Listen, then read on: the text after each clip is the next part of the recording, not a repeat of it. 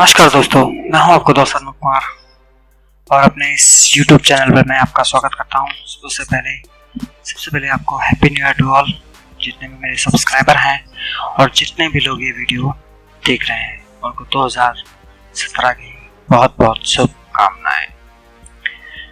चलिए शुरू करते हैं आज का वीडियो। अगला जो हमारा टैग है वो है फील्ड सेट टैग। HTML में जो नेक्स्ट हमारा टॉपिक है वो है field set tag. The field set tag is used to group related elements in a form. The field set tag draw a box around the related elements. यानी कि जो field set tag है इसका इस्तेमाल हम तब करते हैं जब हमें एक फॉर्म के चारों तरफ एक लाइन लगानी होती है। इस तरीके से, जैसे इसके चारों तरफ लाइन लगी हुई है, इस तरीके से जब हमें उसके चारों तरफ लाइन लगानी होती है, उनको ये बताना करते हैं ये जो हमारा एलिमेंट है इससे रिलेटेड जितने भी चीजें हैं वो एक ग्रुप के अंदर जब हमें सेट करनी होती है तब हम, और इस बॉक्स की तरह हमें बनाना होता है, तब हम फील्ड सेट जो टैग है इसका यूज करते हैं। ठीक है जी। इसके अपने अलग अलग एट्रीब्यूट्स हैं। डिसेबल, फॉर्म, नेम, इनको हम अभी पढ़ेंगे। सबसे पहले फील्ड सेट टैग के बारे में बताता हूँ आपको। तो फील्ड सेट टैग का एग्जांपल देते हैं हम।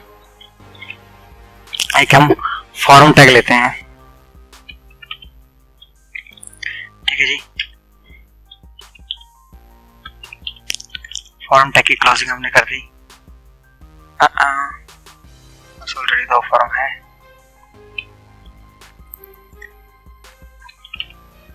Form tag opening,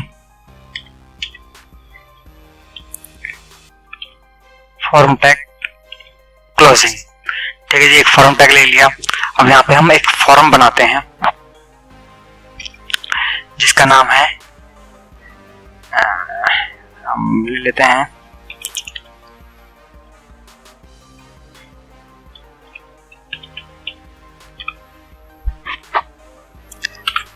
input tag ले लिया हमने। एक्चुअली में ये फॉर्म का हिस्सा है एक। जब मैं इनपुट टैग पढ़ाऊंगा तब मैं आपको इसके बारे में बताऊंगा। अभी जब मैं फॉर्म टैग पढ़ाऊंगा तब मैं आपको इसके बारे में बताऊंगा फॉर्म टैग क्या है और फॉर्म का हम यूज कहाँ करते हैं।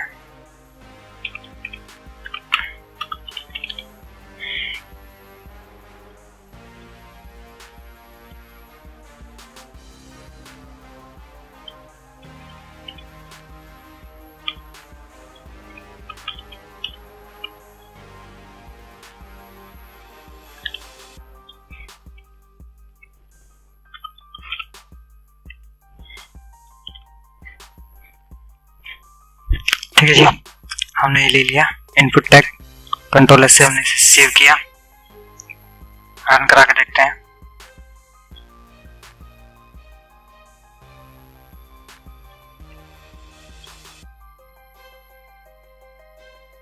फिलहाल इस वक्त कुछ ऐसा दिखाई दे रहा है। ठीक है जी। तो हम लास्ट नेम में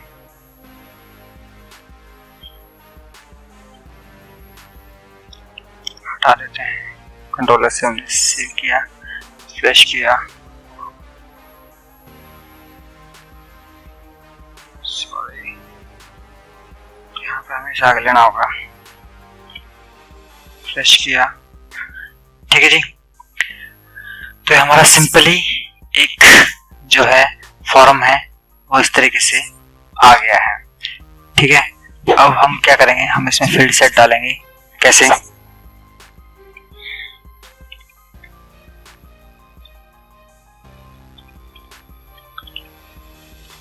ओपनिंग, और यहाँ पर ठीक बाद में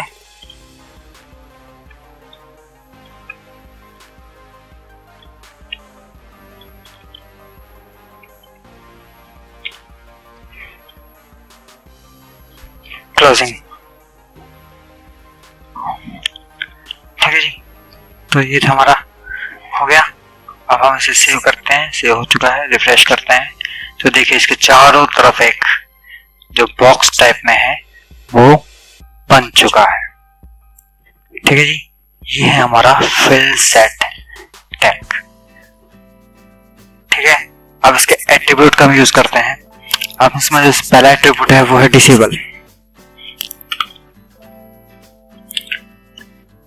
disable specified that a group of related form element should be disabled।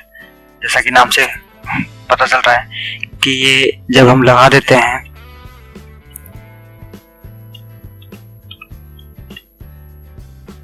Save किया, हमने इसे डिसेबल कर दिया।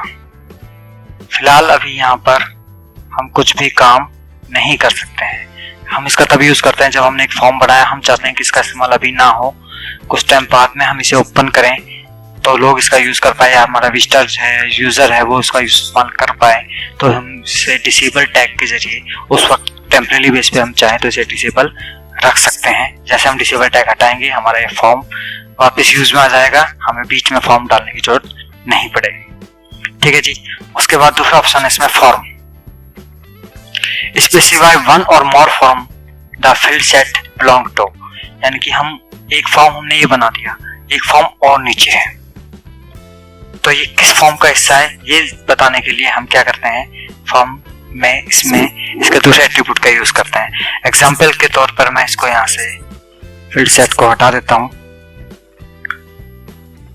मैंने एक फॉर्म बनाया, मैंने इसका नाम दे दिया यहाँ पे, इसको मैं एक आईडी दे देता हूँ, इक्वल टू आईडी दे दी मैंने इसको फॉर्म।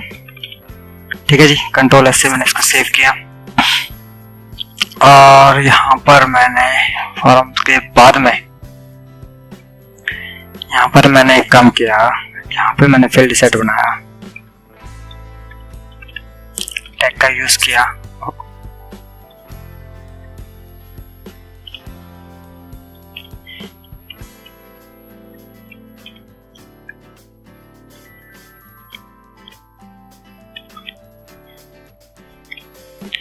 ठीक है जी।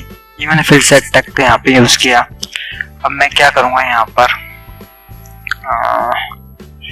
ये जो चीज है ये मैं यहाँ से कट करके इसमें पेस्ट कर देता हूँ।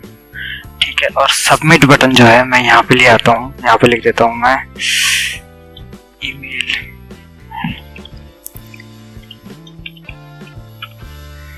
Input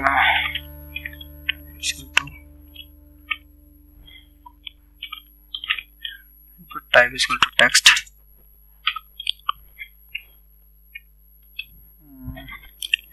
type is equal to text, और इसे टैग के जरिए क्लोज कर देते हैं। और यहाँ पर खाली इनपुट के लिए मैं लगा देता हूँ टैग की वैल्यू दे देते हैं सबमिट।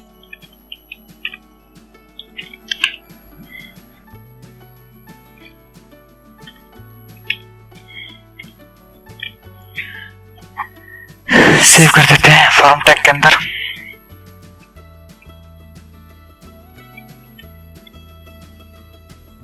ठीक है।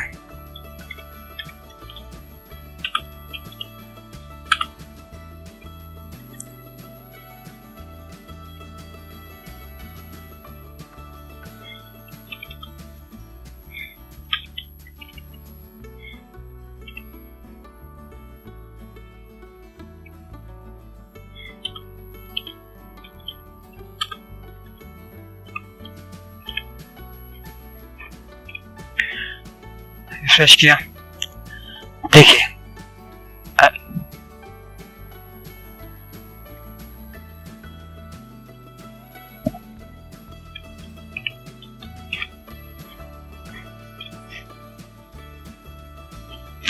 ठीक है जी।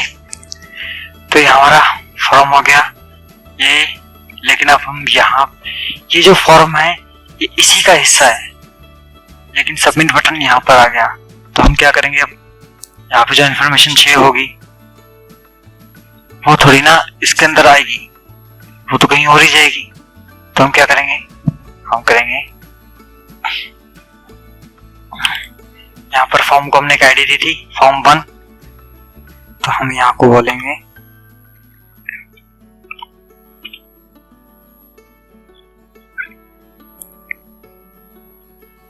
Equal to form.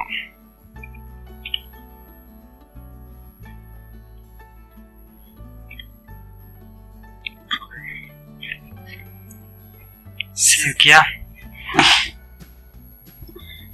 सबमिट।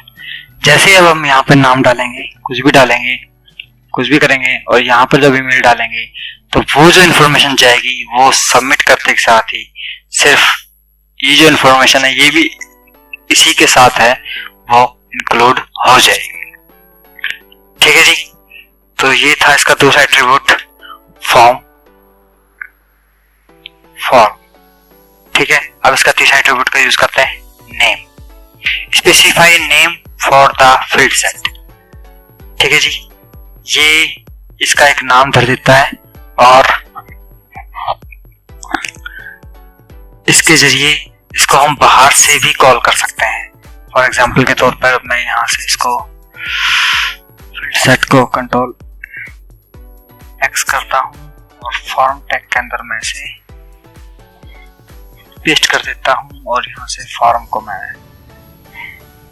हटा देता हूं, इसे भी यहां से हटा देता हूं और मैं इसे रिफ्रेश करता हूं। यहाँ से हट गया है, पी टैग आ गया है यहाँ पर। और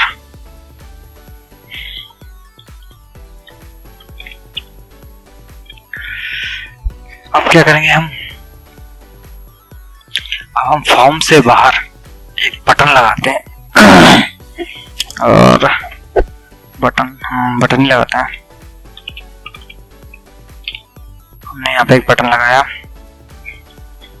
बटन ओपनिंग, बटन की क्लोजिंग। ठीक है, अब बटन टैग में हम क्या करते हैं, पहले फील्ड सेट को नेम एट्रीब्यूट के जरिए यूज करते हैं। Name equal to,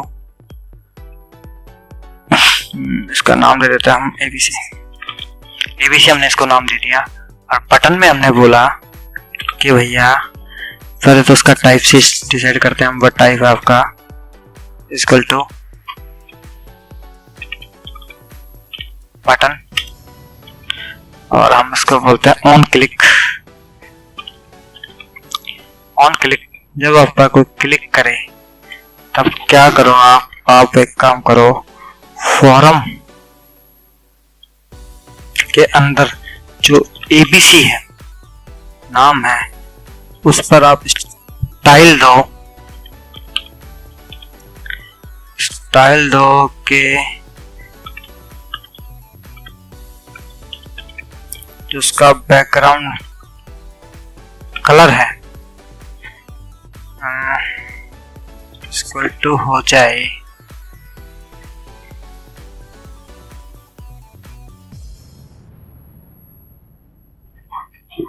background colour है इक्वल टू हो जाए येलो, रेड कर देता है। ठीक है जी, हमने बटन पे यहाँ पे टाइप किया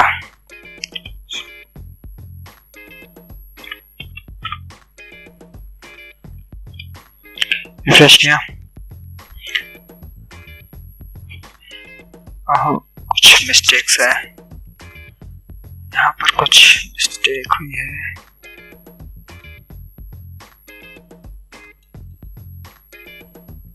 ओके जी,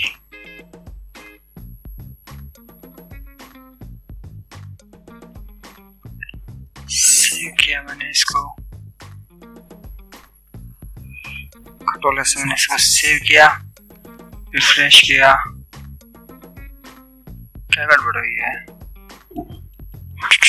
जावास्क्रिप्ट में, हमसे कहाँ गड़बड़ हुई है?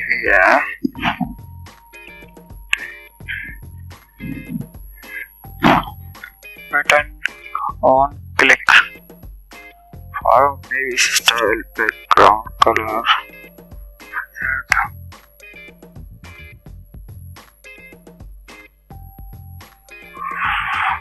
एक सेकंड में प्रॉब्लम चेक करता हूँ। जावास्क्रिप्ट में कुछ मेरे से गड़बड़ हुई है, सॉरी, नहीं लग पाया था।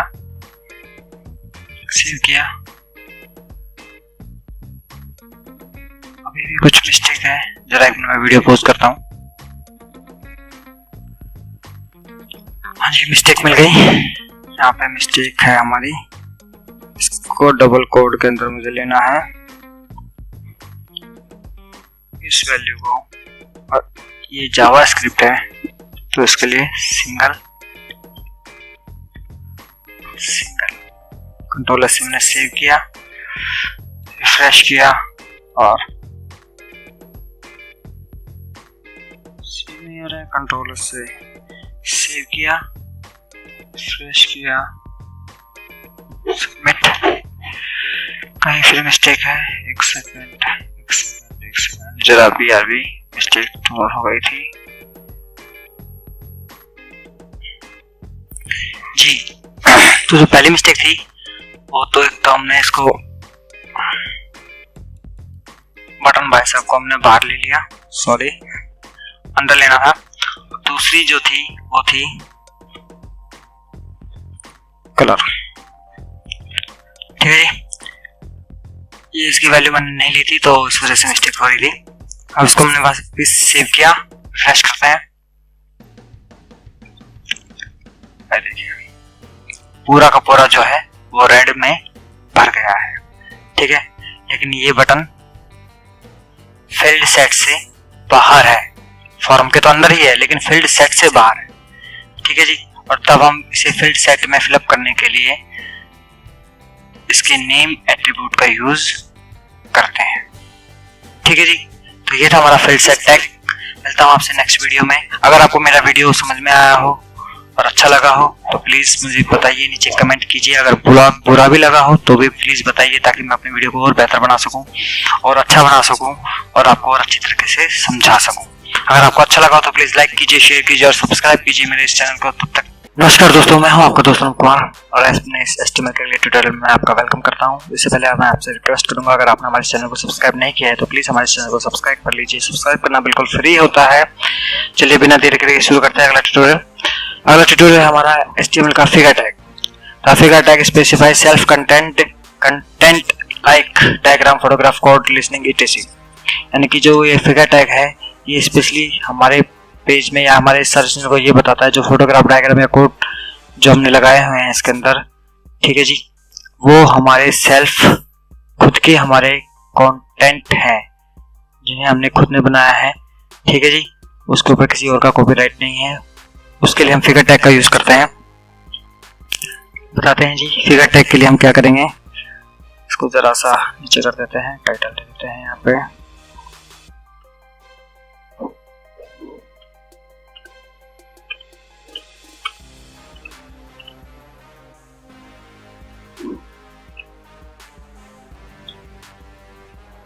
एक ही मिस्टेक ले लेते हैं हम।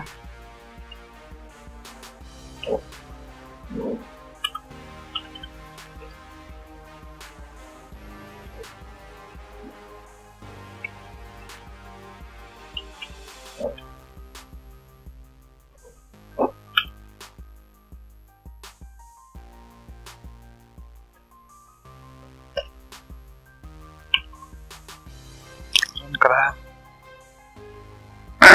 तो ये हमारी इमेज आ गई है। फिगर टैग सिर्फ हमारे ब्राउज़र को ये बताता है कि ये जो हमारा कंटेंट है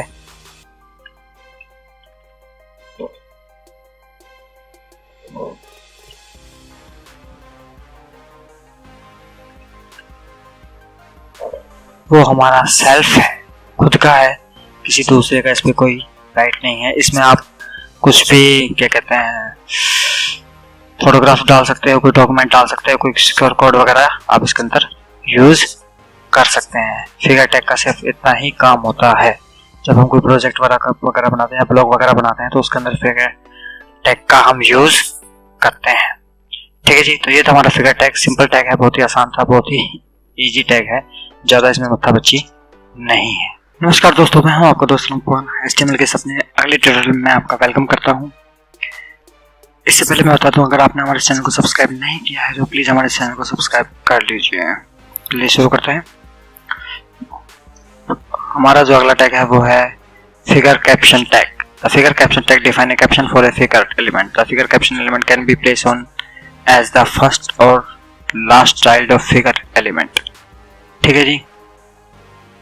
ये फिगर टैग से पहले, सबसे पहले, फिगर टैग के सबसे पहले और फिगर टैग के सबसे लास्ट, सेकंड लास्ट में इसको यूज किया जाता है, ठीक है जी। और ये फिगर टैग का चाइल्ड एलिमेंट के साथ में इसका यूज किया जाता है।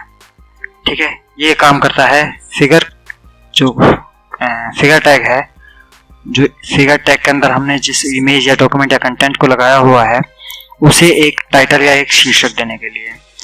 चलिए देखते हैं, जैसे एक फिगर टैग के अंदर मैंने लगाया हुआ है, रन करते हैं इसको गूगल क्रोम में।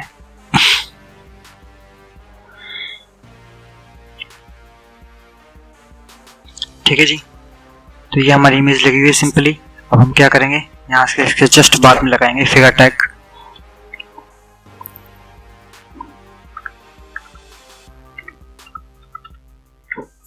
ओपनिंग,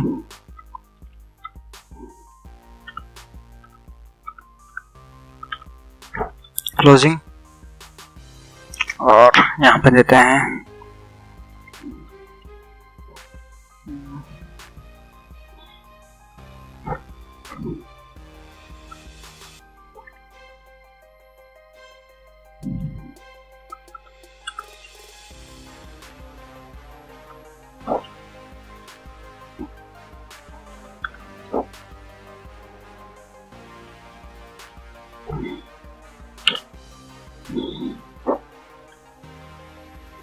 ठीक है जी, रिफ्रेश किया तो ये देखिए इसने इसे एक टाइटल दे दिया। ये चाहे तो हम इसके नीचे भी लगा सकते हैं। यहाँ से हमने इसको कंट्रोल एक्स के जरिए काटा और इसके जस्ट नीचे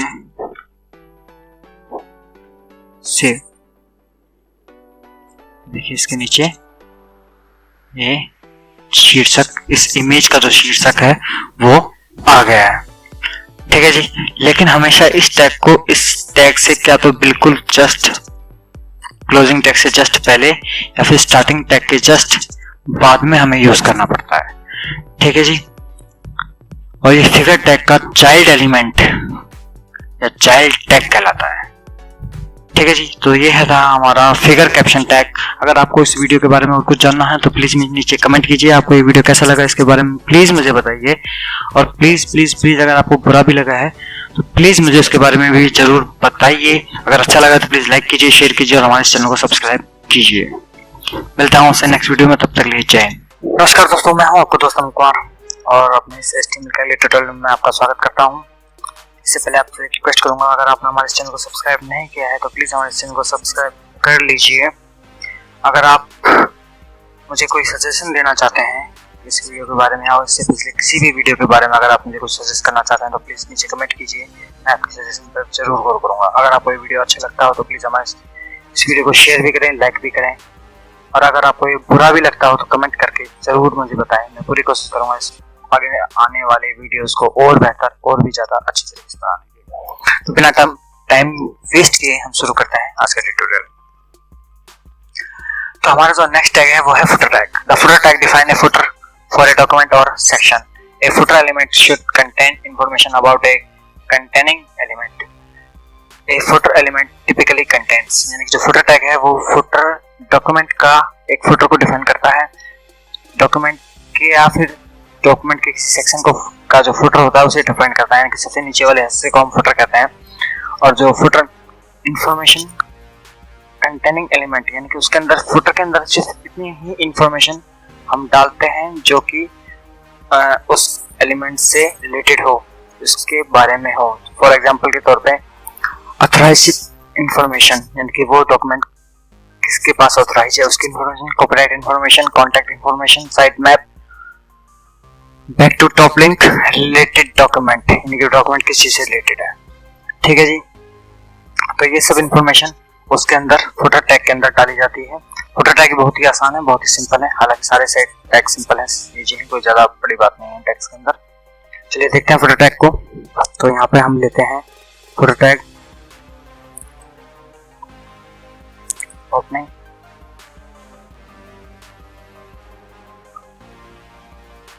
क्लोजिंग, क्लोजिंग, और यहाँ पर हम डालते हैं एक इंफॉर्मेशन डाल लिया हमने।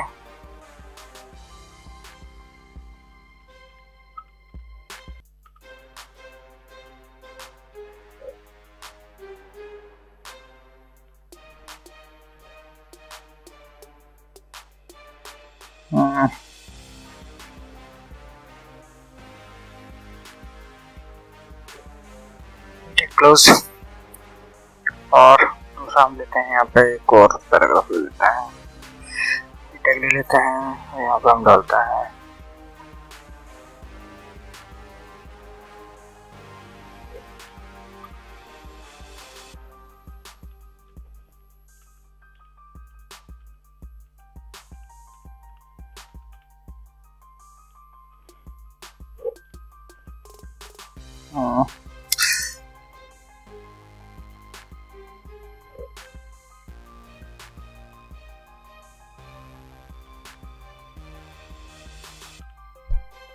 ठीक है जी।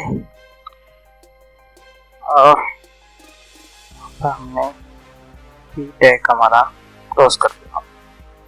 ठीक है, यहाँ पे हम ले लेते हैं एक लिंक टैग और उस लिंक टैग को हम क्लोज कर देते हैं। लिंक टैग में हम डाल देते हैं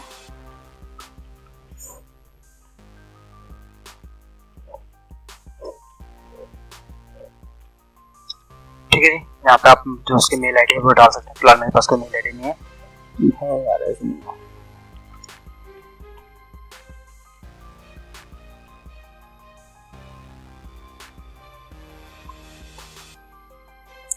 सेव किया, रन करा के देखते हैं।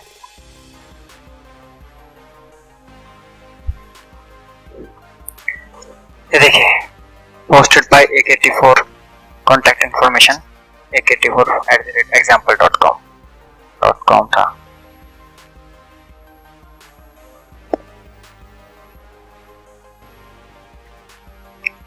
ठीक है, रिफ्रेश किया,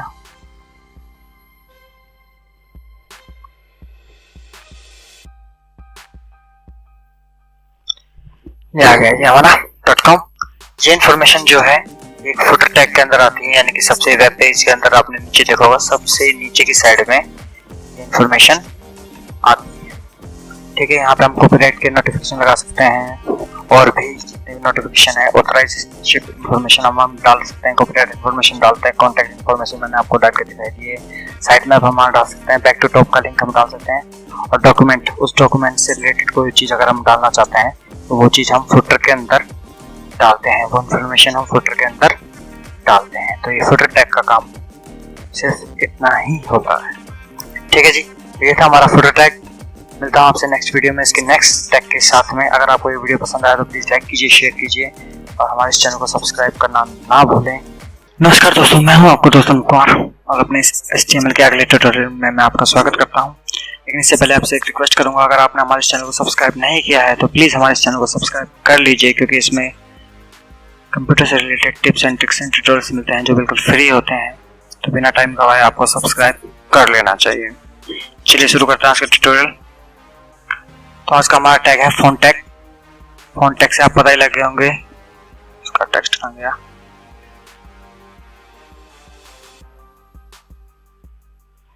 the font tag specify the font face, font size and font colour, यानी कि जो हम फ़ॉन्ट यूज़ कर रहे हैं, जो हम टेक्स्ट यूज़ कर रहे हैं उसके फेस, यानी कि कौन से उसके से यूज़ करना है, कौन सा फ़ॉन्ट उसे यूज़ करना है, कौन से साइज में उसे रहना है, या फिर उसका कलर क्या होना चाहिए, ये फ़ॉन्ट टैग के जरिए हम डिसाइड कर सकते हैं। बहुत ही सिंपल है, बहुत ही ईजी है।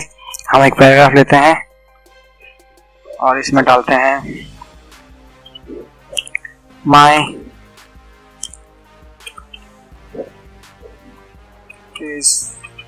AK84। ठीक है जी, तो हम क्या करेंगे, सिर्फ यहीं पे हम यूज कर लेते हैं AK84 के लिए फ़ॉन्ट टैग ओपनिंग,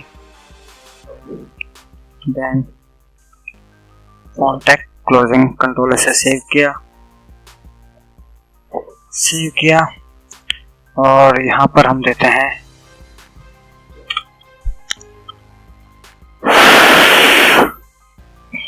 इसका सबसे पहला एट्रीब्यूट जो है वो है कलर, फेस और साइज। हम इसको पहले देते हैं कलर इक्वल टू रेड। ठीक है जी, हम इसको देते हैं साइज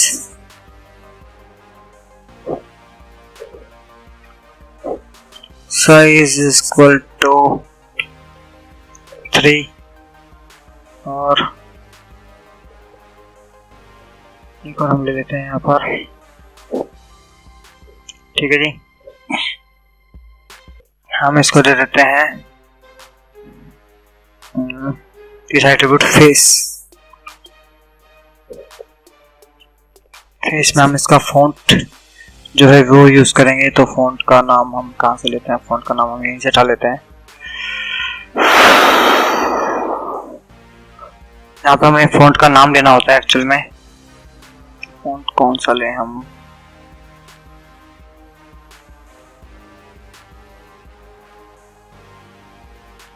ढंग का सजा सारे फॉन्ट सपोर्ट भी करें, एयरटेल ही ले लेते हैं।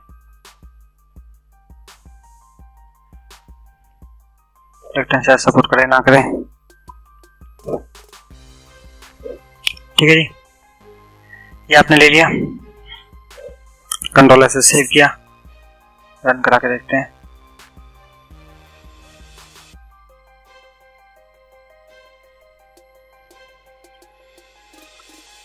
ये देखिए, जो एक का जो फॉन्ट का साइज कलर है वो रेड आ गया है, एक का साइज 2 हो गया है और एक का जो साइज है वो एरियल के अंदर उसने फॉन्ट ले लिया है।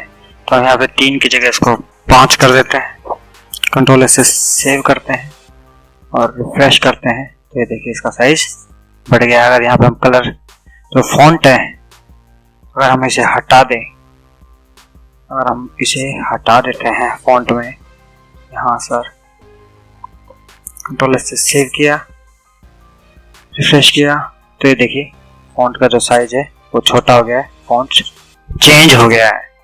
ठीक है जी, तो ये था हमारा फॉन्ट टैग जो कि हम फॉन्ट के कलर, साइज और उसके फॉन्ट फैमिली चेंज करने के लिए यूज करते हैं। किसी भी वर्ड के साथ हम इसे यूज कर सकते हैं, किसी भी पैराग्राफ के अंदर हम इसे यूज कर सकते हैं। ठीक है जी, तो मिलता हूँ आपसे नेक्स्ट वीडियो में इसके नेक्स्ट टैग या नेक्स्ट एलिमेंट के साथ में। अगर आपको ये वीडियो अच्छा लगा हो तो प्लीज हमारे वीडियो को शेयर कीजिए, लाइक कीजिए और हमारे चैनल को सब्सक्राइब करना ना भूलें। नमस्कार दोस्तों, मैं हूं आपका दोस्त अनुप कुमार और अपने HTML के अगले ट्यूटोरियल में मैं आपका वेलकम करता हूं। लेकिन इससे पहले आपको बता दूं, अगर आपने हमारे इस चैनल को सब्सक्राइब नहीं किया है तो प्लीज हमारे इस चैनल को सब्सक्राइब कर लीजिए, क्योंकि इसमें tips and tricks and tutorials मिलते हैं जो बिल्कुल फ्री होते हैं। तो बिना टाइम गवाए आपको हमारे इस चैनल को सब्सक्राइब कर लेना चाहिए। चलिए शुरू करते हैं HTML में नेक्स्ट टैग। तो HTML में जो हमारा नेक्स्ट टैग है वो है form tag. The form tag is used to create an HTML form for user input. जो HTML के अंदर जो फॉर्म टैग है उसका हम यूज करते हैं जो यूजर है उससे कुछ इंफॉर्मेशन इनपुट करने के लिए, यानी कि उससे कुछ इंफॉर्मेशन अपने पेज में लेने की, चाहे वो रजिस्ट्रेशन फॉर्म हो, चाहे वो लॉगिन फॉर्म हो, चाहे वो कोई सा भी फॉर्म हो। बेसिकली आप फॉर्म से समझ ही गए होंगे। A form element can contain one or more of the following form elements।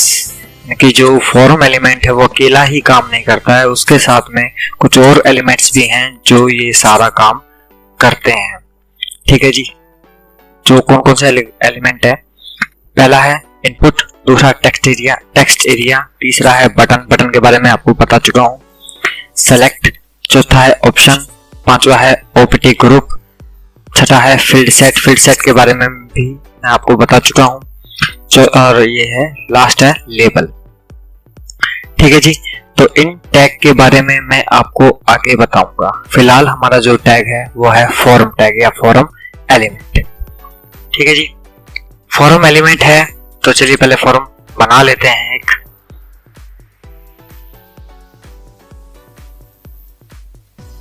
इसका टाइटल हम दे देते हैं फॉर्म टैग। ठीक है जी, उसके बाद हम यहाँ पर एक सिंपली फॉर्म बना लेते हैं।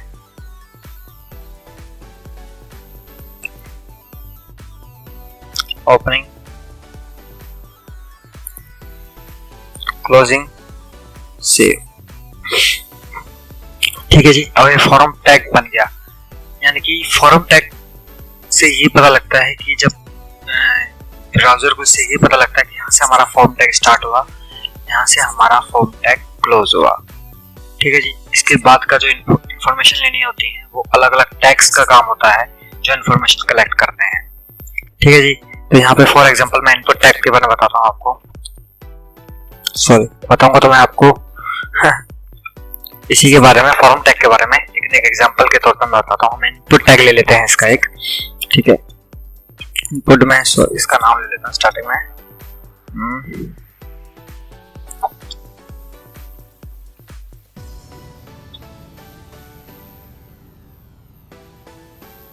ठीक है जी। इनपुट में ले लेते हैं हम उसका टाइप लेते हैं टेक्स्ट, और टेम्परेरी बेस पे तो इतना ही होता है।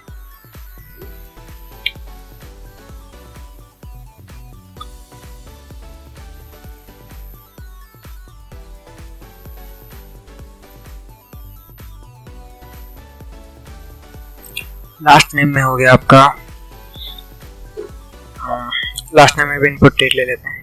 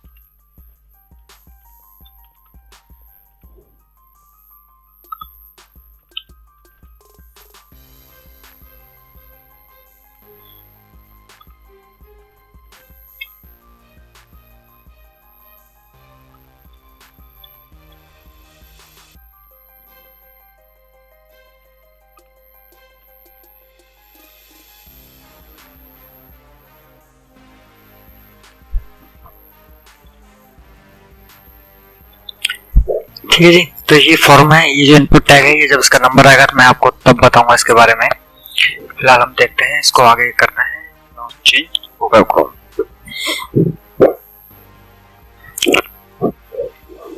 यहाँ पे हमारा इनपुट टैग आ गया, यहाँ पे हमने नाम डाला, लास्ट नेम डाला, पासवर्ड डाला। ठीक है, पासवर्ड के वर्ड्स शो नहीं हो रहे हैं। ठीक है जी। तो ये फॉर्म हो गया, लेकिन हम सबमिट करेंगे तो ये कोई एक्शन नहीं ले रहा है। क्यों नहीं ले रहा है? रीजन, क्योंकि हमने इसका पहला एट्रीब्यूट यूज नहीं किया। हमने इसको ये तो बता दिया कि भैया फॉर्म है, ठीक है, यहाँ से यहाँ तक फॉर्म है, लेकिन इस फॉर्म में जो इन्फॉर्मेशन है वो कहीं ना कहीं तो भेजी जाएगी। HTML का काम होता है सिर्फ और सिर्फ ये बताना, जो डाटा इन्फॉर्मेशन है उसको इनपुट कराना, उस इन्फॉर्मेशन को जो भेजता है, जो डाटा को सर्वर तक ले जाता है, वो काम PHP वगैरह या और किसी स्क्रिप्टिंग लैंग्वेज पे जावास्क्रिप्ट वगैरह के जरिए किया जाता है। तो हम इसे बताएंगे, इसका पहला एट्रीब्यूट यूज करते हुए कहेंगे एक्शन, क्योंकि पहला इसका एट्रीब्यूट है। Action attribute specify where to send the form data when a form is submitted, यानी कि एक्शन में हमें क्या बताना है,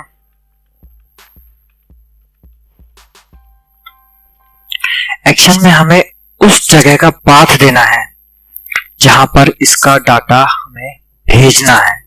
जो ये जितना भी है हमारा फॉर्म के अंदर जो भी हम इंफॉर्मेशन इनपुट करा रहे हैं, ठीक है, सॉरी, वो डाटा हमें कहाँ भेजना है इसके बारे में एक्शन के अंदर बताते हैं। फॉर एग्जांपल के तौर पर abc.php,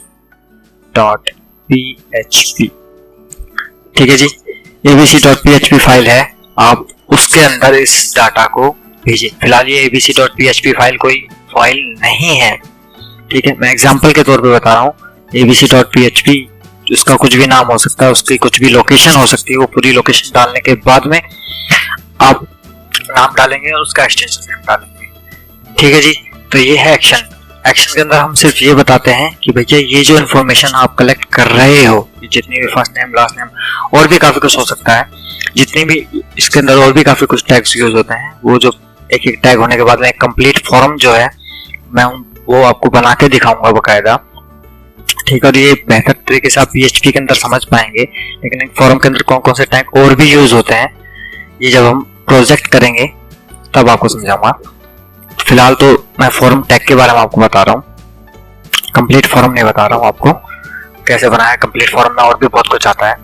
तो उसमें जो पहला टैग है वो है एक्शन का एट्रीब्यूट, सॉरी, और उसमें एक्शन में हम उस फाइल का या उस लोकेशन को बताते हैं जहाँ पे ये सारी की सारी इंफॉर्मेशन हमें सेंड करनी होती है, सर्वर पर भेजनी होती है। तो एक्शन के अंदर हमारी वो लोकेशन दी जाती है, ठीक है जी। दूसरा जो एट्रीब्यूट है वो है मेथड, ठीक है जी। Method specify the HTTP method to use when sending from data, यानी कि जो ये बताता है कि HTTP का कौन सा मेथड है जो हमें यूज करना है डाटा को सेंड करने के लिए। पहला है get, form data can be send as URL variables. जो फॉर्म का डाटा है वो URL के साथ में जुड़कर चला जाता है। और पोस्ट जब हम यूज करते हैं उसकी वैल्यू वो होता है HTTP पोस्ट ट्रांजैक्शंस, ठीक है जी। अब मैं आपको बताता हूं इनमें फर्क क्या है। कि जब फॉर्म गेट हम यूज करते हैं और पोस्ट यूज करते हैं, गेट जब यूज करते हैं तो जो फॉर्म का जो डाटा होता है वो URL के वेरिएबल के साथ में जुड़ के चला जाता है, यानी कि हमारा जो सर्च बार होता है ना यहाँ पे वो शो होने लगता है। और जब हम पोस्ट यूज करते हैं तो HTTP पोस्ट ट्रांजैक्शन के जरिए जाता है जो यहाँ पर शो नहीं होता है। तो गेट के मुकाबले पोस्ट मेथड यूज करना ज्यादा सिक्योर होता है, ज्यादा सुरक्षात्मक तरीके से हम उसे कह सकते हैं, ठीक है जी। यूज करते हैं अगला मेथड इसके लिए।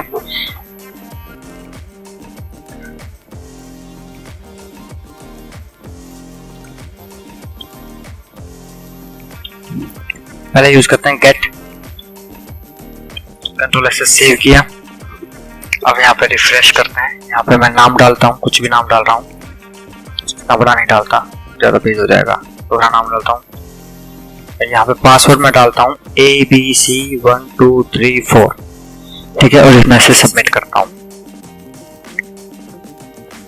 ठीक है। तो ये HTTP के पास में चला जाएगा। अभी फिलहाल ये नहीं आ रहा है क्योंकि action.php इसको नहीं मिल रही है, इसलिए शो नहीं हो पा रहा है। अगर मैं इस मेथड को हटा दूं, सॉरी एक्शन को हटा दूं, तो आपको शायद ये दिखाई दे HTTP मेथड और गेट और पोस्ट में क्या डिफरेंस होता है। कंट्रोल से सेव किया, वापस से बैक किया और इसमें मैं डालता हूँ यहाँ पर AAB, और जो नीचे वाला टैग है इसमें मैं डाल देता हूँ। तो पासवर्ड डाल दिया कुछ भी और सबमिट किया। शो नहीं कर रहा है, एक से ज़्यादा देखना पड़ेगा मुझे। Form type submit, value submit, set action.php और post password text action. Control से सेव किया, रिफ्रेश किया, फर्स्ट नेम,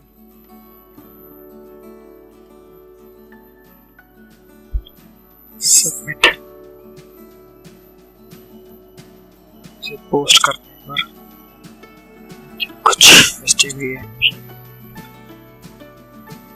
पोस्ट यूज किया, मेथड को सेव किया, रिफ्रेश किया और यहाँ पर हम देखते हैं कुछ भी डालकर सबमिट। abc.php पे नहीं दे रहा है, इसको हटाते हैं एक बार। एग्जाम्पल के तौर पे मैं आपको मेथड का तरीका दिखाना चाह रहा हूँ एक्चुअल में कि मेथड जब गेट और पोस्ट होता है तो क्या होता है। यहाँ पे गेट करते हैं, सेव किया, रिफ्रेश किया, कुछ भी डाला, ABC क्वेश्चन मार्क दे रहा है फिलहाल ये। Form tag opening, form tag closing, input, text, password,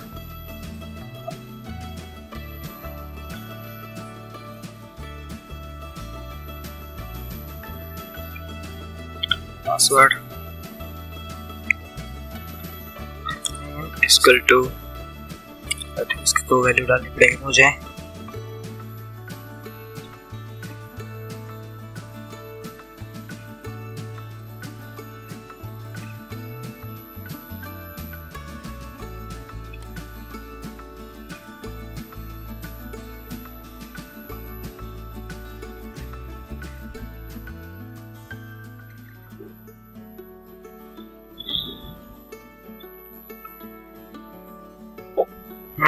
ये देखिए यहाँ पर जब हमने उसके नेम डाला तो name equal to RT, password equal to, अब दिखाता हूँ मैं आपको। यहाँ पे मैं नेम डाल रहा हूँ उसका ABC, जो टेक्स्ट में मैंने इनपुट किया है नेम में, और इसका सेकंड जो ऑप्शन है लास्ट नेम में डाल रहा हूँ DEF, और पासवर्ड में मैं जो इसका डाल रहा हूँ वो डाल रहा हूँ मैं www, 5 बार W। ठीक है जी, अब मैं इसे सबमिट करता हूँ। तो ये देखिए जी, ABC में जो फॉर्म है हमारा उसके अंदर ही जा रहा है नेम, F नेम।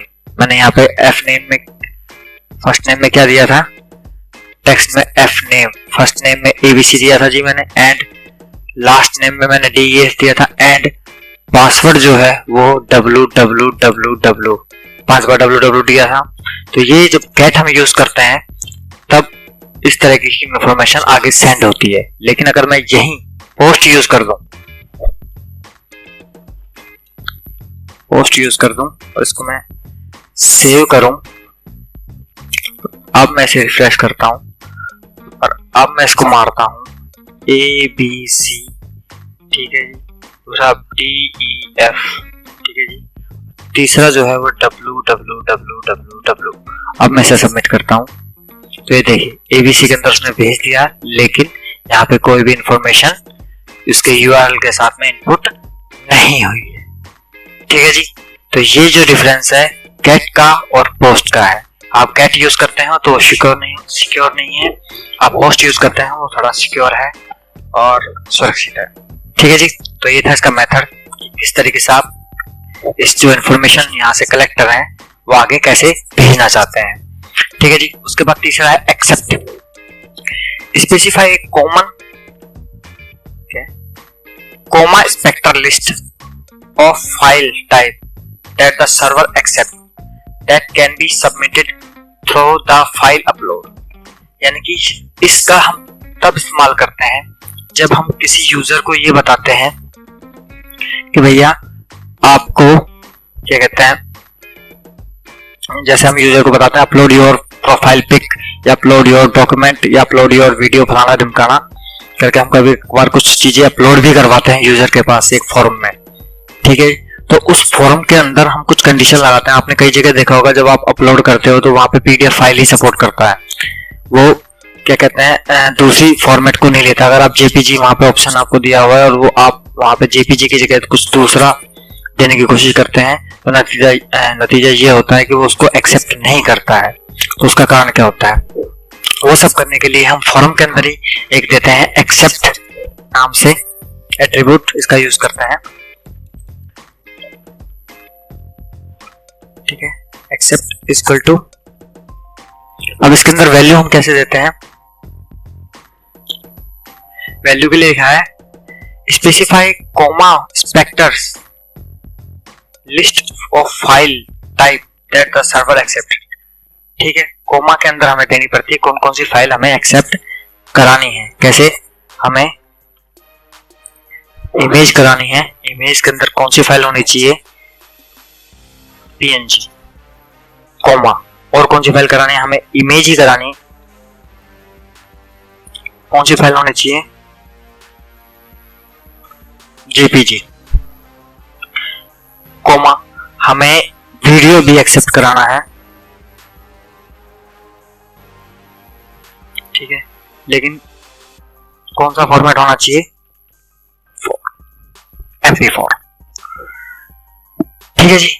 तो जब हम इस तरीके से उसे एक्सेप्ट को लगा देते हैं और यहाँ पर हम एक टाइप और दिखा देते हैं आपको सबमिट के बाद में, यहाँ पे ले लेते हैं हम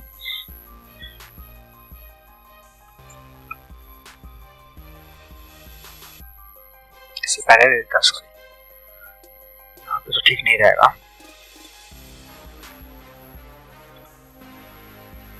इसका टाइप दे देते हैं, टाइप दे देते हैं इसको फाइल, और इसको नेम भी दे देते हैं, तो फिर पंगा करेगा।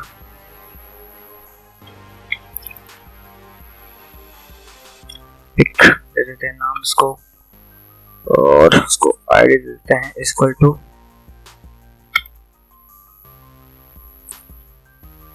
फोटो। ठीक है जी। और यहाँ पर हम इसे क्लोज करके यहाँ पे एक और PR टैग लगा देते हैं। कंट्रोल S से सेव किया, रिफ्रेश किया, तो देखिए चूज फाइल। चूज फाइल में जब हम इसे करेंगे तो ये हमारे जो फाइलें एक्सेप्ट कर, अभी फिलहाल ये काम नहीं करेगा क्योंकि PHP के सर्वर के ऊपर जब इंफॉर्मेशन जाएगी तभी ये काम करेगा। ठीक है, जो कि यहाँ पर अभी PHP या जावास्क्रिप्ट जहाँ पे हम सर्वर के ऊपर भेजना चाह रहे हैं तभी काम करेगा जब वो फाइल उसे अवेलेबल होगी। ठीक है जी। तो इसके 3 एट्रीब्यूट्स के बारे में मैंने आपको बता दिया। एक्शन, जहाँ पे हमें फाइल भेजनी होती है उस जगह की लोकेशन एक्शन में हम देते हैं, उस जगह का पाथ हम एक्शन में देते हैं। मेथड, किस तरीके से हम डाटा जो है वो भेजना चाहते हैं, गेट या पोस्ट के जरिए भेजना चाहते हैं। और एक्सेप्ट, जब हम कोई डाउनलोड एक्सेप्ट करवाना चाहते हैं, उसे अपलोड एक्सेप्ट करवाना चाहते हैं, तो उसको कौन से फॉर्मेट में एक्सेप्ट करना है या कौन कौन से टाइप्स एक्सेप्ट करवाने हैं, वो कोमा लगा कर उसकी वैल्यू में डालकर हम फॉर्म टैग को बताते हैं। नमस्कार दोस्तों, मैं हूं आपका दोस्त अनुप कुमार और अपने इस HTML के अगले ट्यूटोरियल में आपका स्वागत करता हूं।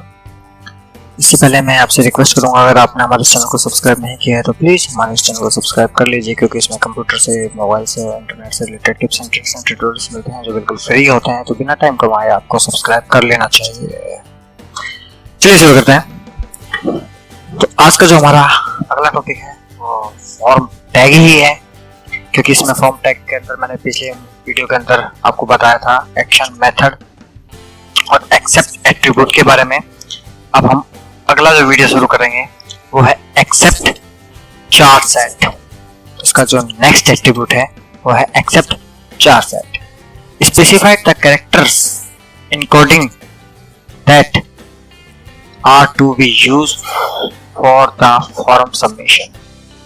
ठीक है जी, यानी कि जो कैरेक्टर्स हम इनकोडिंग कर रहे हैं वो किस तरीके के कैरेक्टर्स हैं, किस कैटेगरी में आते हैं, ये हमें अपनी PHP लैंग्वेज को या अपने ब्राउजर को बताना पड़ता है कि वो किस तरीके के कैरेक्टर्स हैं। जैसे अल्फाबेटिक है या फिर इटैलिक है या फिर किस तरह के कैरेक्टर हैं, वो किस कैरेक्टर्स के अंदर आते हैं, ये हमें बताना पड़ता है। ठीक है, तो उसके लिए हम क्या करते हैं, उसके लिए हम एक्सेप्ट कैरेक्टर सेट का यूज करते हैं और हम एक काम करते हैं, मेथड पोस्ट और एक्सेप्ट को हटा देते हैं यहाँ से फिलहाल, क्योंकि इसके बारे में आपको सब बता चुका हूँ। यहाँ पे हमें क्या करना पड़ता है, यहाँ पे लगाना पड़ेगा हमें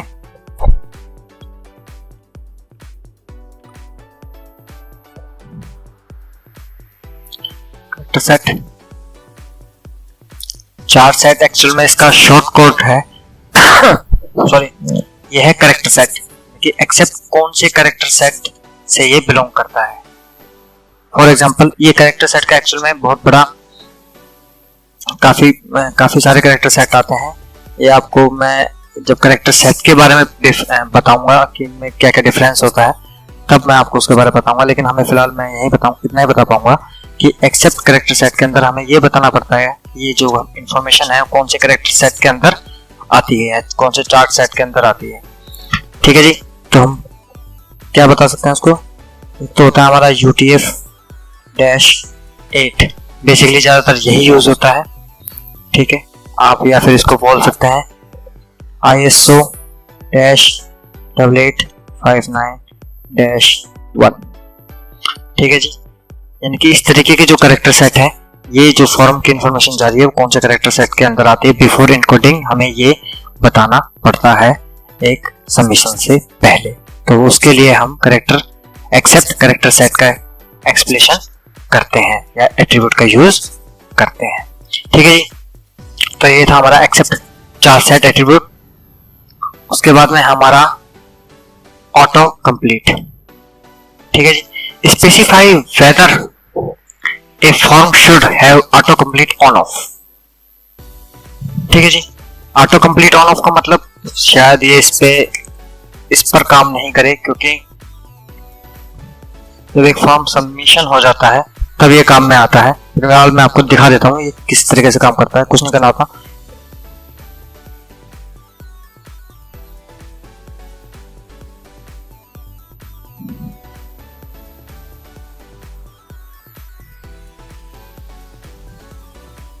auto complete equal to control से सेव किया। यहाँ पे हमें दो वैल्यू डालनी पड़ती है, ऑन और ऑफ। कंट्रोल से सेव किया, हमने इसे रन कराते हैं।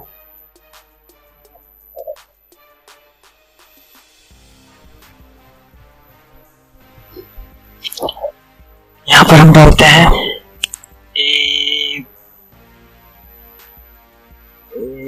एस तो इसे डालते हैं हम ई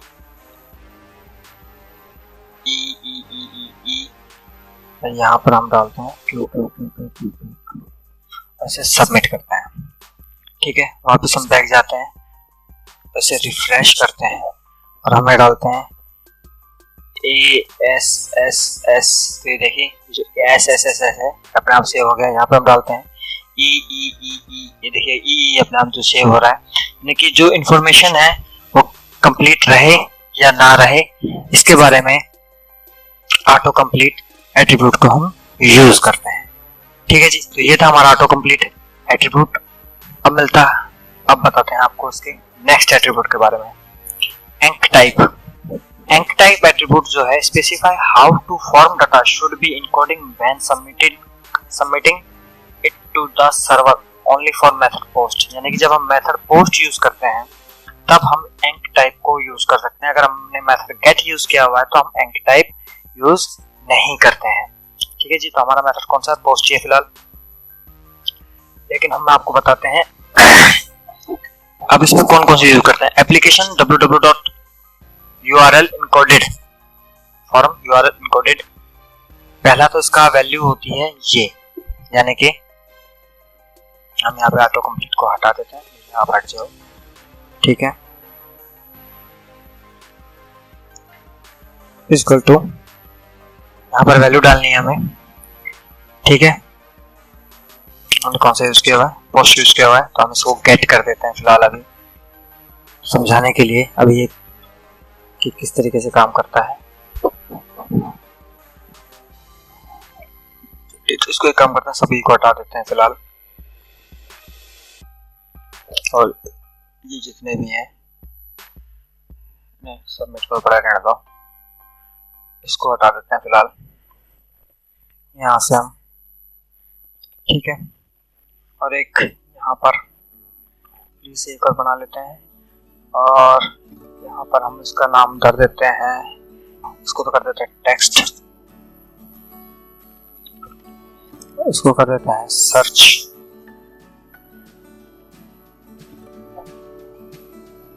ठीक है जी। इसको टाइप और इसको वैल्यू कर देता है सर्च। कंट्रोल से सेव किया। ठीक है। अब यहाँ पे इनक्रिप्ट टाइप क्या क्या है। इनक्रिप्ट टाइप में है, पहला है application www and www-forum URL encoded। ठीक है जी। Default all characters are encoded before send, यानी कि ये वैल्यू जो है डिफॉल्ट यूज होती है। इसका मतलब होता है कि जितने भी कैरेक्टर्स हैं वो इनकोडेड हैं बिफोर सेंडिंग से पहले। ठीक है। ये वैल्यू डिफॉल्ट होती है, इसका हम यूज करें या ना करें कोई फर्क नहीं पड़ता। तीसरी है मल्टी पार्ट फॉर्म डाटा। ठीक है, हम ये इसको बता भी सकते हैं, ये वैल्यू ऑलरेडी डिफॉल्ट होती है, अगर हम ये लगा भी देते हैं तो कोई दिक्कत नहीं भी लगाते तो भी कुछ खास फर्क नहीं पड़ता। ठीक है, multi part form data. Multi part हम ज्यादातर कब यूज करते हैं, नो कैरेक्टर्स आर एनकोडेड। ठीक है, यानी कि जब हम फाइल अपलोड यूज करते हैं तो फाइल अपलोड में तो कैरेक्टर्स थोड़ी ना आते हैं, कुछ भी आ सकता है, तो हम बताते हैं कि भैया मल्टी पार्ट फॉर्म डाटा, कोई मल्टी पार्ट है डाटा का। ठीक है, तो उसको इनकोडिंग करने की जरूरत नहीं है, जैसा आ रहा है वैसा जाने दो। ठीक है जी। तीसरा हम यूज करते हैं टेक्स्ट और प्लेन, क्योंकि यहाँ पे मैं मल्टी पार्ट का तो आपको दिखा नहीं सकता, इसका भी नहीं दिखा सकता, तो मैं टेक्स्ट और प्लेन को एक्सप्लेन करके दिखाता हूँ तो ये कैसे काम करता है। Space are converted to plus symbols but no social character are encoded, special character are encoded. ठीक है जी, तो जो स्पेस है वो प्लस के सिंबल में बदल जाए, कैसे? तो मैं इसको सेव करता हूँ फिलहाल, यहाँ से कंट्रोल एस से सेव किया, सेव ऑलरेडी मैं कर देता हूँ बाय डिफॉल्ट। रिफ्रेश किया तो यहाँ पे सर्च का ऑप्शन आ गया। ठीक है जी, यहाँ पे सर्च आ गया है और हम क्या करते हैं यहाँ पर, कहाँ गया, अब यहाँ पे इनकोडिंग कर देते हैं टेक्स्ट ऑब्लिक प्लेन। ठीक है जी, कंट्रोल एस से सेव किया, रिफ्रेश किया, और जब हम यहाँ पे डालेंगे और सर्च करेंगे, ओके,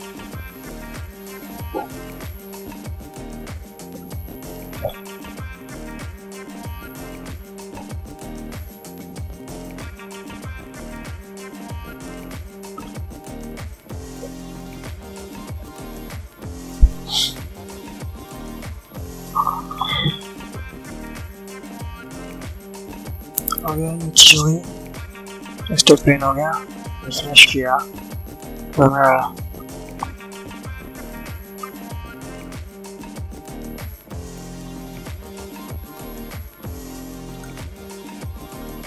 PHP एक्शन नहीं जा रहा है, यहाँ पे इंफॉर्मेशन नहीं जा रही है, क्यों नहीं जा रही है? इनक्रिप्ट टाइप टेक्स्ट और प्लेन, कहाँ मिस्टेक कर रहे हैं भैया हम?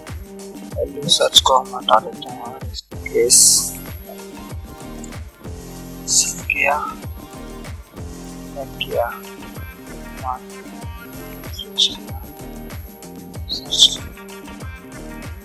सर्च टेक्स्ट डाला,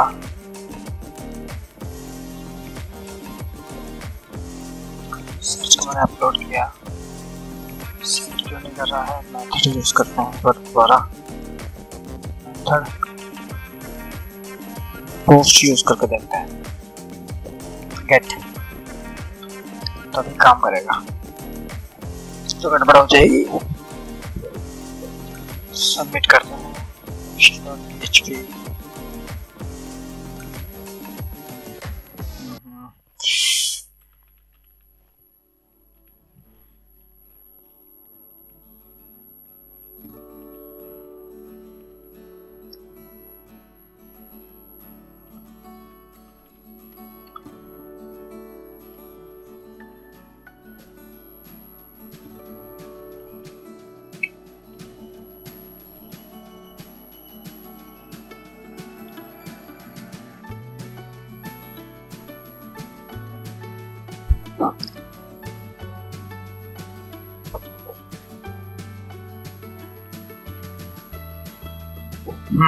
ये देखिए AA प्लस VV। ठीक है जी, जो हमने AA के अंदर वैल्यू डाली उसके आगे इसने प्लस का निशान जो है वो लगा दिया है। यहाँ पे मैंने स्पेस डाला था AA और VV। ठीक है, मैंने इसको जैसे सर्च किया तो ये AA, इसके बीच में एक प्लस का सिंबल, VV यानी कि जो स्पेस है उसे प्लस के सिंबल में बदल देता है। ठीक है जी, तो ये था हमारा नेक्स्ट एट्रीब्यूट एंक टाइप। और अब वीडियो यार फिर से लंबा हो गया, कोशिश करता हूँ मैं टाइम बचाने के, पर क्या करूँ, ये पूरा का पूरा काम करवा के मानता है उनसे। मैं सोचता हूँ कि थोड़े से बात बन जाए, पर ये बात बनने नहीं देता है। एग्जाम्पल भी पूरा का पूरा ही देना पड़ता है। सॉरी, मिलता हूँ आपसे नेक्स्ट वीडियो में इसके नेक्स्ट एट्रीब्यूट के साथ में। तब तक के लिए जय हिंद। नमस्कार दोस्तों, मैं हूँ आपका दोस्त अनूप कुमार और HTML के अपने अगले ट्यूटोरियल में मैं आपका स्वागत करता हूँ। इससे पहले आपसे रिक्वेस्ट करूंगा, अगर आपने हमारे चैनल को सब्सक्राइब नहीं किया है तो प्लीज हमारे चैनल को सब्सक्राइब कर लीजिए। इसमें कंप्यूटर और इंटरनेट और मोबाइल से रिलेटेड टिप्स एंड ट्रिक्स मिलते हैं जो बिल्कुल फ्री होते हैं, तो बिना टाइम गंवाए आपको सब्सक्राइब कर लेना चाहिए। और दोस्तों, अगर आपको मेरी वीडियो अच्छी लगती है तो प्लीज लाइक कीजिए, शेयर कीजिए और हमारे इस चैनल को सब्सक्राइब जरूर कीजिए। अगर आपको मेरे वीडियो बेकार लगते हैं, आप कोई सुझाव देना चाहते हैं तो प्लीज प्लीज प्लीज मुझे जरूर बताइए। मैं अपने उन वीडियोस के अंदर उस चीज को इंक्रीज करूंगा। ठीक है जी। तो आज का जो हमारा टॉपिक है वो है फॉर्म टैग। फॉर्म टैग के बारे में मैंने पिछले 2 वीडियो बनाए हैं। जिन 2 वीडियोस के अंदर मैंने आपको एट्रीब्यूट, एक्शन, मेथड, इसके जो एट्रीब्यूट्स हैं, पहला एक्शन है, दूसरा मेथड है, तीसरा इसका एक्सेप्ट है, तीसरा इसका एक्सेप्ट चार सेट है, जो 5वां इसका ऑटो कंप्लीट है, 6ठा इसका एंक टाइप है। ठीक है। अब इसके 7वें एट्रीब्यूट की बारी है। इसका नाम है name. Specify the name of A form. आपको नेम एट्रीब्यूट के बारे में मैंने बटन टैग के अंदर भी बताया हुआ है। नेम एट्रीब्यूट का मतलब एक्चुअल में हम सिर्फ इसमें इतना करते हैं कि यहाँ पर हम नेम एट्रीब्यूट डालते हैं इक्वल टू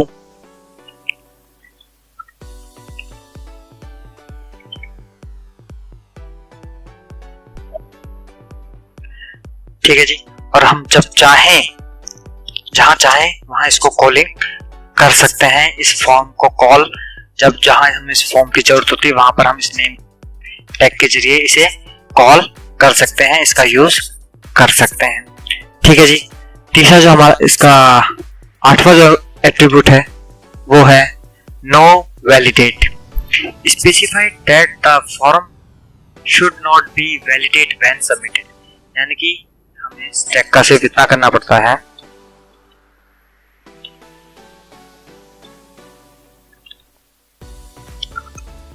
ठीक है जी।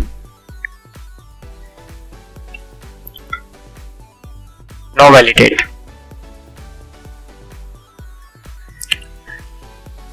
ठीक है जी। नो वैलिडेट जो एट्रीब्यूट है उसका यूज हम सिर्फ ये बताने के लिए करते हैं कि जो इंफॉर्मेशन दी जा रही है वो वैलिडेट नहीं है। अगर ये एट्रीब्यूट हम यूज करते हैं फॉर्म टैग के साथ में तो वो इंफॉर्मेशन जो जाती है वो वैलिडेट नहीं रहती। ठीक है जी। That form should not be validate when submitted। ठीक है जी। तीसरा टारगेट, सॉरी तीसरा नहीं, 9वां है target. Specify where to display the response that is received after submitting the form. यानी कि अगर आप चाहें तो ये डिसाइड कर सकते हैं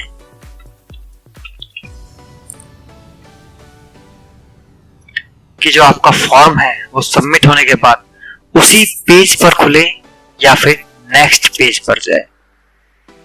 ठीक है। जब आप फॉर्म को सबमिट करेंगे, आपको मैंने एंकर टैग के अंदर भी बताया था, बटन टैग के अंदर भी इस टारगेट को बताया था कि हम अपना टारगेट सेट कर सकते हैं कि जो पेज है जहां जैसे ही यूजर उस पर क्लिक करे तो वो पेज वहीं का वहीं रह जाए या फिर यूजर विजिटर नेक्स्ट पेज पर चला जाए। जैसे के लिए अंडरस्कोर नेक्स्ट पेज पर अगर जाना चाहता है तो उसके लिए आपको यूज करना पड़ता है ब्लैंक, अंडरस्कोर ब्लैंक।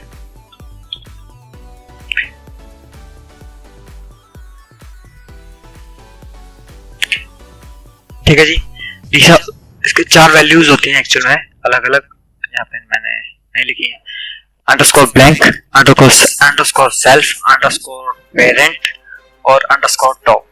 जो ज्यादा मोस्टली यूज होती है वो होती है अंडरस्कोर ब्लैंक। ठीक है। अंडरस्कोर पेरेंट और अंडरस्कोर टॉप जो है वो कहीं पर भी यूज ज्यादातर ब्राउजर उन्हें सपोर्ट नहीं करते हैं, लेकिन अंडरस्कोर ब्लैंक है इसको सभी ब्राउजर सपोर्ट करते हैं। ठीक है जी।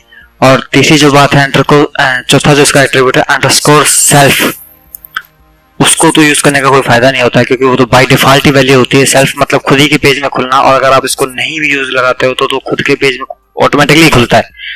तो ज्यादातर जो इसका यूज होता है वो होता है अंडरस्कोर ब्लैंक का, लेकिन नेक्स्ट पेज में ले जाने के लिए। तो कंट्रोल एस से सेव करते हैं, रन करते हैं इसको,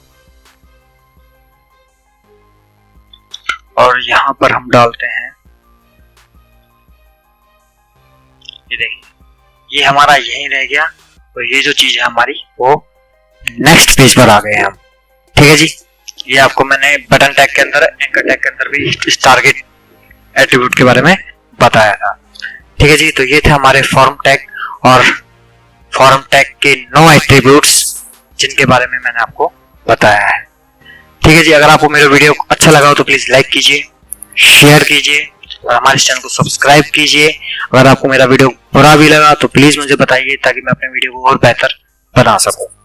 ठीक है जी, नमस्कार दोस्तों, मैं हूं आपका दोस्त अनूप कुमार और अपने इस HTML के अगले ट्यूटोरियल में मैं आपका स्वागत करता हूं और आपसे रिक्वेस्ट करता हूं, अगर आपने हमारे चैनल को सब्सक्राइब नहीं किया है तो प्लीज हमारे चैनल को सब्सक्राइब कर लीजिए, क्योंकि इसमें कंप्यूटर, इंटरनेट और मोबाइल से रिलेटेड टिप्स एंड ट्रिक्स मिलते हैं जो बिल्कुल फ्री होते हैं, उनका कोई चार्ज नहीं होता है और सब्सक्राइब करने का भी कोई चार्ज नहीं है, जो बिल्कुल फ्री है। तो बिना टाइम गवाए आपको सब्सक्राइब कर लेना चाहिए। ठीक है जी, और दूसरी मैं आपसे रिक्वेस्ट करता हूँ, अगर आपको मेरे वीडियो अच्छे लगते हैं तो प्लीज लाइक कीजिए और शेयर कीजिए। अगर आपको मेरे वीडियो बुरे लगते हैं तो प्लीज मुझे कमेंट में लिख के बताइए कि मैं अपने वीडियो को इंक्रीज कैसे करूँ। मैं आपकी बात पर जरूर गौर करूंगा और अपने वीडियो अच्छे और भी बेहतर तरीके से बनाकर लाऊंगा। ठीक है जी, तो चलिए शुरू करते हैं बिना टाइम गवाए आज का वीडियो। आज का हमारा जो अगला टैग है वो है frame set tag. The frame set tag define a frame set. The frame set element hold one or more frames element. Each frame element can hold a separate document. यानी कि जो फ्रेम सेट है actual में ये जो है काफी सारे फ्रेम्स को होल्ड करता है। फ्रेम्स समझ गए होंगे आप, जैसे फोटो का फ्रेम होता है, इसी तरीके से एक वेब पेज के अंदर हम फ्रेम्स के जरिए काफी सारे पेजेस को एक ही जगह पर ला सकते हैं और उनके साइड के अंदर सेटिंग कर सकते हैं। ठीक है जी, तो ये है हमारा फ्रेम सेट टैग। सिंपल है, बहुत ही इजी है। चलिए शुरू करते हैं, प्रैक्टिकली दिखाता हूं मैं आपको, थ्योरेटिकल शायद आप समझ ना पाए। यहाँ पे हमारा फ्रेम सेट है। फ्रेम सेट के लिए हमें एक्चुअल में इन सब चीजों की जरूरत नहीं होती है, सिर्फ HTML के 2 टैग की जरूरत होती है, HTML ओपनिंग, HTML क्लोजिंग। हम यहाँ पे डालते हैं फ्रेम सेट ओपनिंग और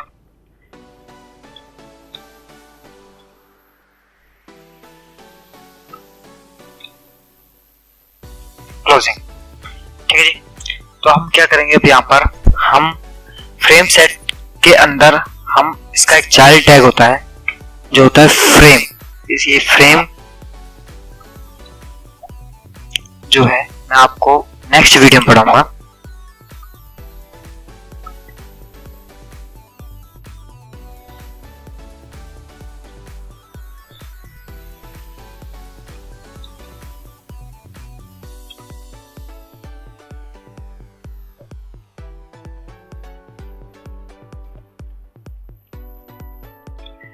सेव किया।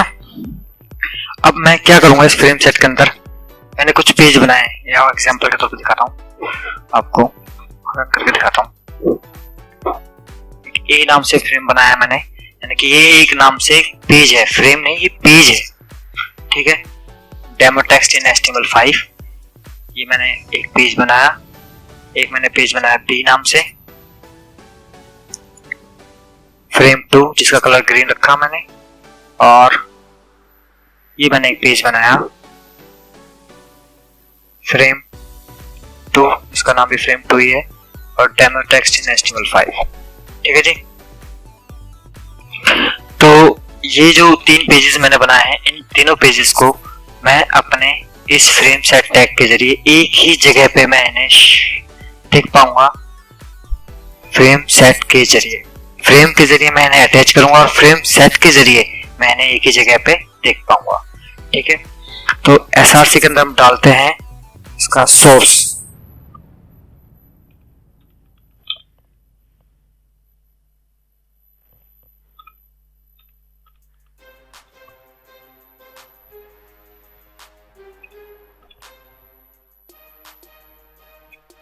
सेव कर दिया, लेकिन मैंने इसके एट्रीब्यूट्स यूज नहीं किए। फ्रेम सेट को ये तो बता दिया आपको ये 3 फ्रेम लेने हैं, लेकिन किस तरीके से लेने हैं ये इसके एट्रीब्यूट्स जो हैं वो डिसाइड करते हैं। इसके एट्रीब्यूट्स क्या क्या है? पहला है calls, specify the number and the size of columns in a frame set. यानी कि जो कॉल्स है वो ये बताता है कि कितने नंबर और उनका साइज, यानी कि कितने होंगे, एक क्या कहते हैं फ्रेम होगा, 2 होंगे, 3 होंगे, 4 होंगे, उनके साइजेस क्या क्या होंगे, नंबर यानी कि कितनी क्वांटिटी में होंगे, 1 2 3 4 5, और साइज यानी कि कितने पिक्सल्स के अंदर फैला होगा, छोटा होगा यानी कि वो इतना होगा, या फिर वो इतना बड़ा होगा, या फिर वो इतने हिस्से में फैला होगा, किस हिस्से कितने हिस्से तक में वो फैला होगा, ये डिसाइड जो है वो कॉल्स करता है। दूसरा एट्रीब्यूट है Ross, specify the number and size of Ross in a frame set. यानी कि ये भी यही डिसाइड करता है कि जो फ्रेम सेट है उसके नंबर कितने होंगे, वो 1 या 2 या 3 या 4, और उसका साइज क्या होगा। लेकिन कॉल्स जो है वो कॉलम के लिए यूज करता है, और रॉज मतलब रो के लिए यूज करता है। यानी कि जो हमारा सेट है, फ्रेम जो है वो किस तरीके से दिखाई देगा। एग्जाम्पल के तौर पे मैं आपको कॉल्स यूज करके दिखाता हूँ और आपको आगे भी दिखाऊंगा। इसके लिए हम सबसे पहले यूज करते हैं कॉल्स इक्वल टू, यहाँ पर हम क्या करते हैं, यहाँ पर हम जितने भी पेज हैं 1 2 3 उनकी परसेंटेज डिसाइड करते हैं। यहाँ पे अब 3 पेज तो हो गए हैं, लेकिन उनकी परसेंटेज कितनी है, तो एक को यूज करते हैं हम 55%, यानी कि टोटल का 50% 25% ले, दूसरा ले 50%, 60%, और तीसरा जो ले वो ले कितना, 15%। सेव किया, ठीक है जी। अब इसको रन करा के देखते हैं।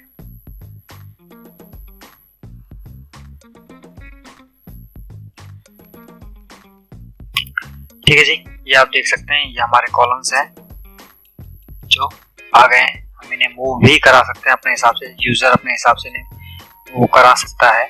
उस पेज को देखना चाहता है, उस पेज को देखना चाहता है। ये तीनों के तीनों पेज एक ही पेज पर मुझे दिखाई दे रहे हैं। तीनों के तीनों डॉक्यूमेंट्स जो है मुझे एक ही पेज पर दिखाई दे रहे हैं। इनके लिए मुझे दूसरा पेज खोलने की जरूरत नहीं है। तो ये था हमारा फ्रेम सेट टैग और उसका कॉल्स एट्रीब्यूट। अब हम इसका रो एट्रीब्यूट यूज करते हैं।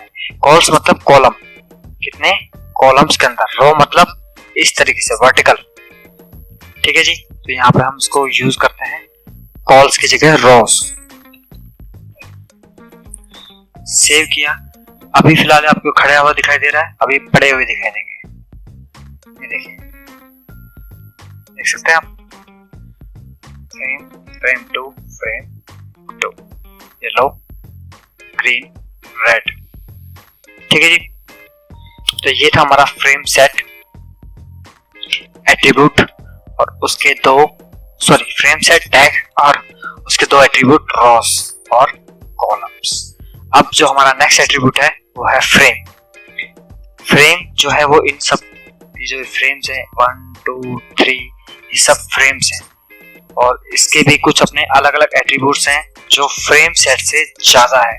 फ्रेम सेट इन सभी का क्या कहते हैं पेरेंट एट्रीब्यूट है और फ्रेम जो है इसका फ्रेम सेट का चाइल्ड एट्रीब्यूट है या फिर चाइल्ड एलिमेंट है। ठीक है जी, तो ये था हमारा फ्रेम सेट।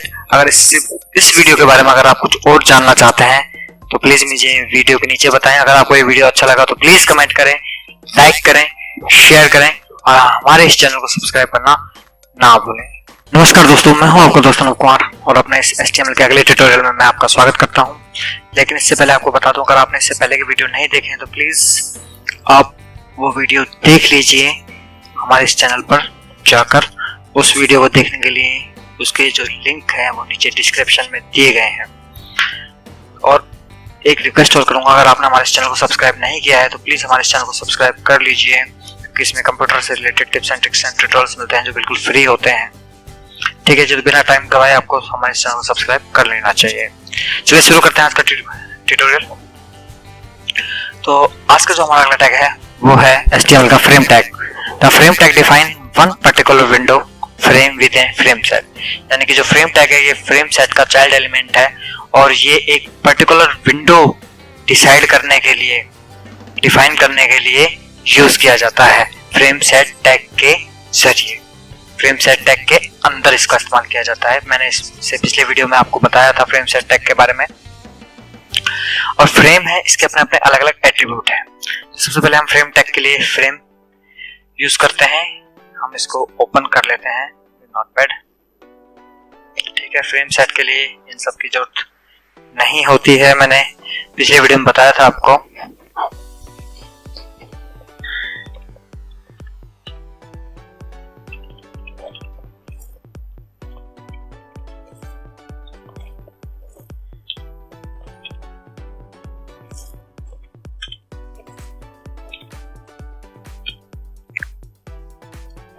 यहाँ पे हम कॉलम्स ले लेते हैं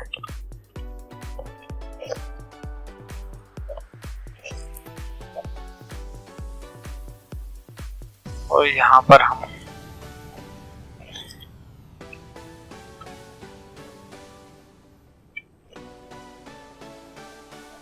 फ्रेम टैग ले लेते हैं।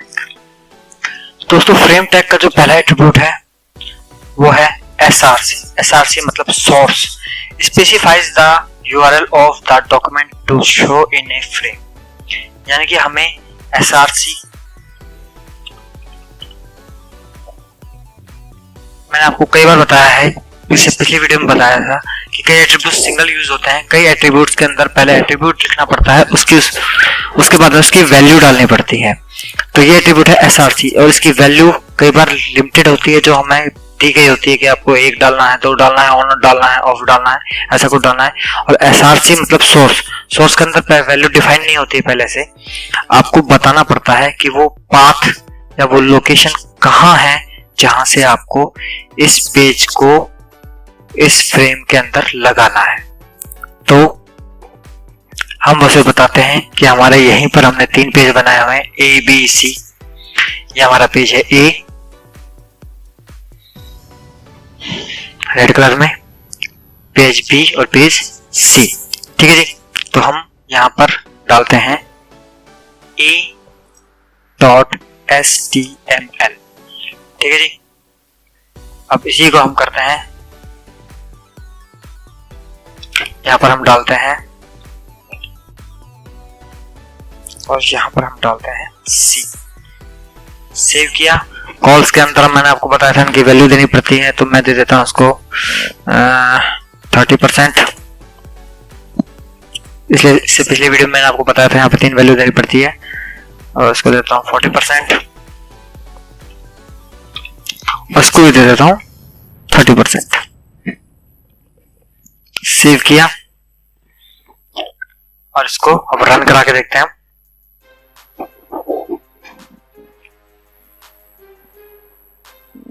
ये देखिए हमारे ये जो पेज है आ गए हैं। तो फ्रेम सेट जो है वो इन सभी फ्रेम्स को एक साथ जोड़ने का काम करता है, अलग अलग फ्रेम्स को। ये अलग अलग फ्रेम्स हैं, ठीक है। ये फ्रेम सेट के अंदर जुड़ा है, ये एक फ्रेम है, ये एक फ्रेम है और इन सबको जोड़ने का काम जो करता है वो फ्रेम सेट करता है, ठीक है जी। और फ्रेम के अंदर जो सबसे पहले हमें बताना पड़ता है SRC, यानी कि सोर्स। इस टैग को यूज करने के बाद इसका एट्रीब्यूट करते हैं वो है सोर्स, यानी कि हमें ये बताना पड़ता है कि जो फाइल हम यहाँ पे या डॉक्यूमेंट या जो वेब पेज हम यहाँ पे लगा रहे हैं उसका पाथ क्या है, ठीक है जी। और पाथ के अंदर हमें पूरा बताना पड़ता है कि अगर मान लो ये किसी के अंदर होता तो मैं इसको बोलता बैकस्लैश A, ठीक है जी। अगर यहाँ पे मैं A नाम का फोल्डर बना दूं, कोई A नाम का फोल्डर बना दूं और इन सभी को उसके अंदर डाल दूं, भाई साहब तो ठीक है जी। और अब मैं इसे रिफ्रेश करूं तो ये देखिए भाग गए तीनों के तीनों। तो अब मैं क्या करूंगा, A लगाऊंगा यहाँ पर और \C ये लगाऊंगा \C कंट्रोल S से सेव किया, रिफ्रेश किया और ये देखिए आप तीनों के तीनों पेज वापस आ गए। तो हमें यहाँ पर उसका पाथ बताना पड़ता है पूरा का पूरा, उसके बाद में उसका नाम देना पड़ता है, क्या नाम है उस फाइल का, उसके बाद उसका एक्सटेंशन नेम, चाहे वो HTML है, PHP है या जो कुछ भी उसका एक्सटेंशन नेम है वो हमें यहाँ पर देना पड़ता है। JS है, जावास्क्रिप्ट किया है तो अगर जावास्क्रिप्ट का पेज है तो, jQuery का है तो हमें वो बताना पड़ता है। ठीक है जी, तो ये था हमारा इसका पहला एट्रीब्यूट SRC। अब देखते हैं इसका नेक्स्ट एट्रीब्यूट क्या है। नेक्स्ट एट्रीब्यूट है form border. Specify whether or not to display a border around a frame, यानी कि इसके आसपास में आप देख रहे हैं बॉर्डर दिखाई दे रहा है, आप चाहते हैं कि बॉर्डर ना दिखाई दे हल्का हल्का, तो आप इसके लिए क्या करेंगे, आप इसके लिए यूज करेंगे यहाँ पर कौन सा एट्रीब्यूट, फ्रेम बॉर्डर। ठीक है जी, तो उसके लिए क्या करेंगे आप,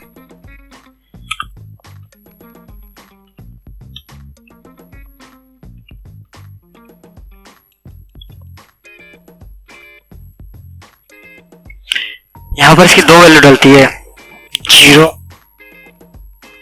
और 1। 1 जो है वो बाय डिफॉल्ट होती है, तो यहां पर हम वैल्यू अगर नहीं दिखाना चाहते हैं तो हम डालते हैं 0। ठीक है, और हम इसी चीज को यहां पर इसी से कॉपी करते हैं, पेस्ट करते हैं, सेव करते हैं। अभी आप देखिए यहाँ पे बॉर्डर दिखाई दे रहा होगा आपको हल्का हल्का, हम इसे रिफ्रेश करते हैं।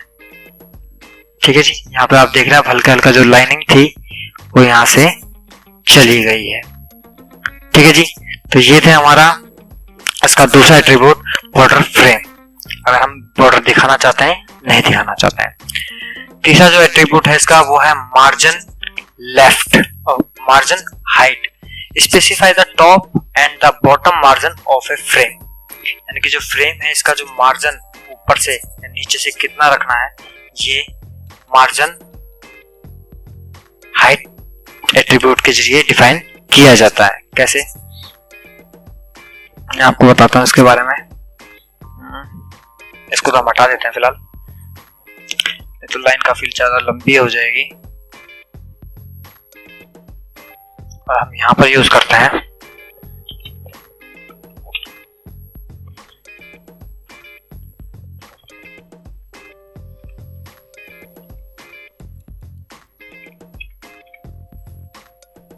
सेव किया, रिफ्रेश किया, तो आप देखते हैं ऊपर से ये 100 पिक्सल्स नीचे आ गया है। ठीक है जी, इसी तरीके से हम यहां पे लगाते हैं इसको,